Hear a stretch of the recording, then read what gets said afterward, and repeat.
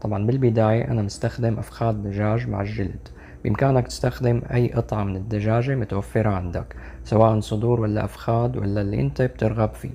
طبعا أنا حاعمل فتحات على الدجاج مثل ما شايفين بالسكين، وهذا الشي بيساعد إنه تدخل التتبيلة بشكل أكبر. وهلأ بننقل أفخاذ الدجاج على زبدية وبنبدأ بتتبيلهم. أنا أضفت بهارات اللي هي الكمون وكزبرة يابسة وفلفل حار وبابريكا وكركم وفلفل أسود، وأضفت زيت السمسم، فيك تضيف طبعا زيت الزيتون، وملح وتوم. وبعدين بدنا نخلط هالتتبيلة كلها مع الدجاج بشكل جيد لحتى نتأكد انه دخلت من جوا ومو بس من برا.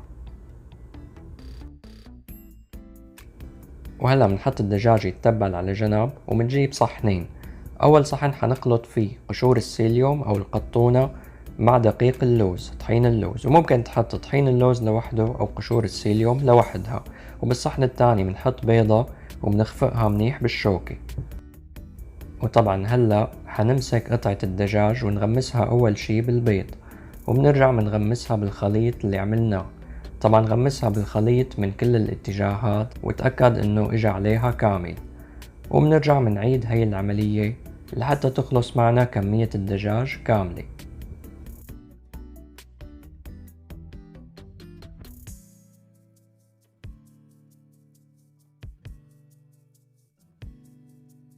وبعد ما تخلص معنا كمية الدجاج حنسخن زيت بمقلاية على النار.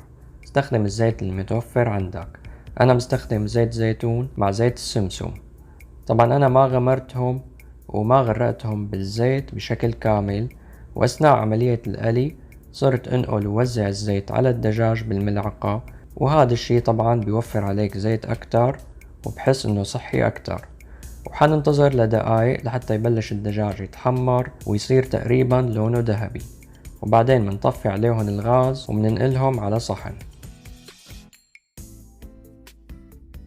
أطيب وأنجح فروش كيتو بروست صار جاهز.